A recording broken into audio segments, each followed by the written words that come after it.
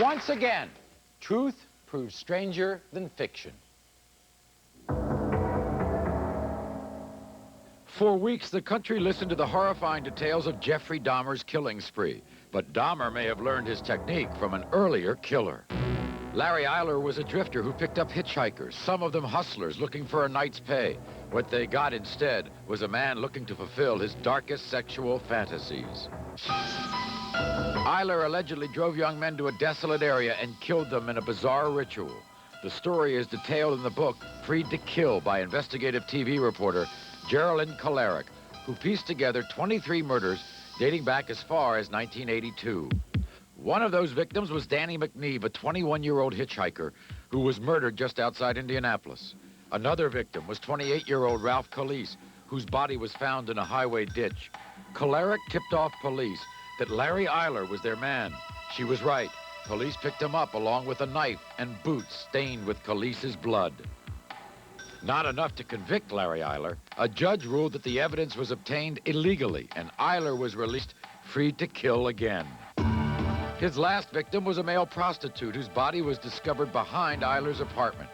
It was for this murder that Eiler was finally convicted. Eiler has since been convicted of only one other murder. To reduce his death sentence, he offered to confess to the other 21 murders, but the court said no deal. While Eiler appeals, the families of the alleged victims can only wonder how their sons crossed the path of this cold, calculating killer. Please welcome Wilma McNeve and Carmen Pauly, whose sons were victims in this bizarre case, and also welcome Emmy Award-winning journalist Gera-Lind Kolarik. Gera-Lind, your book, right, Freed to Kill, was found in Jeffrey Dahmer's apartment. Why? When I got the call last summer from the Milwaukee police, I said, oh my God, did I write Free to Kill as a book that would help people learn how to kill, how to stalk people, how to drug them, how to torture them? I felt that I said maybe too much in Free to Kill.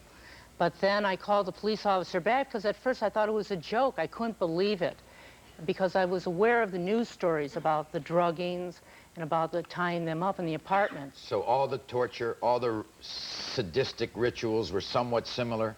Very much similar, plus the fact that Larry Eiler, his last victim, he chopped him up, put the victim into garbage bags and put him behind his apartment. And I saw that he drugged his victims just like Larry Eiler did. And I asked the officer, tell me, what years did he start doing this? And the officer said, we think it was 1990. And that's when the book first came out in hardcover. So I was very scared about that. I was thinking that, what did I do? What did I write? You have no doubt that Larry Eiler committed all these murders. I think Larry Eiler committed maybe 17 of them, and at least 5 more. I believe he had accomplices. Carmen, yes? You talked to Larry Eiler's mother, didn't you? Oh, yes. What did she tell you? I can't tell you that. The reason Why can't you?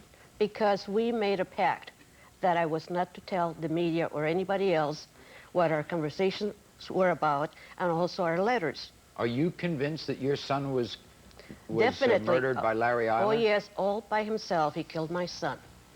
Yeah.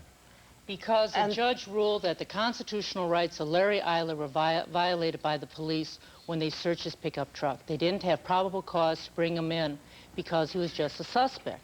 What and happened? The judge ruled on that. What happened with your son, Wilma? Well, there was never any real evidence with Danny. They did have the tire molds that placed him at the scene. Are you convinced that Eiler murdered your son? Absolutely. I talked to the pathologist in both Danny Bridges' murder and also in Steve Aiken's. Ralph Calise was on that list, and so were 16 other names of boys. The attorneys know that Eiler was going to confess to these murders, but since they could not give him life sentence in jail and overturn the Bridges case, Larry Eiler says, I'm going to take everything to my graves. But like Dahmer, Eiler preyed on the gay communities in Indianapolis and in Chicago, around bars that were known as gay hangouts. He would also pick up men who were just hitchhikers, men who were in the wrong place, wrong time. Is Eiler gay? Yes, Larry he is, Eiler definitely. Is gay. Yeah. What kind of a man was Larry Eiler? Was he like Dahmer? I mean, we've heard a lot about Dahmer because of his trial. Very much of a loner, also a man dealing with a lot of rage inside, unable to hold down a job, Larry Eiler was also somebody who came from a background of divorce and alcoholism in the family. So there are a lot of similarities. Gera-Lind Kolarik is the author of Free to Kill, the true story of serial murderer Larry Eiler. Wilma McNeve and Carmen Pauley believe that their sons were victims of this convicted murderer. Dejan Carlay was a friend of Larry Eiler's and says he doesn't believe Larry was responsible for any of the killings. Larry Eiler was giving details of 2 other accomplices. You have 11 murders still out there in Indianapolis and Ohio. Well, one of the accomplices was brought to trial and found not guilty. One of the accomplices that he named is Professor Dr. Little, a chairman of Indiana State University.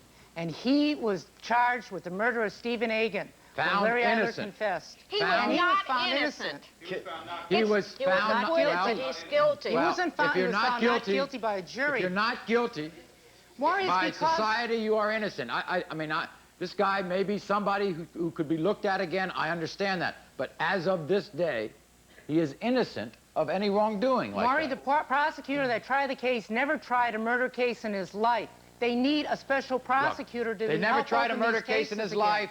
You had evidence that obviously was obtained. You have the word of a serial killer, too, as the major evidence. How do you believe that? That is a very important question. Who do you believe? We have a real-life Silence of the Lamb here. They have to get involved with Eiler. The federal authorities have to get involved. The Attorney General's office, a special prosecutor.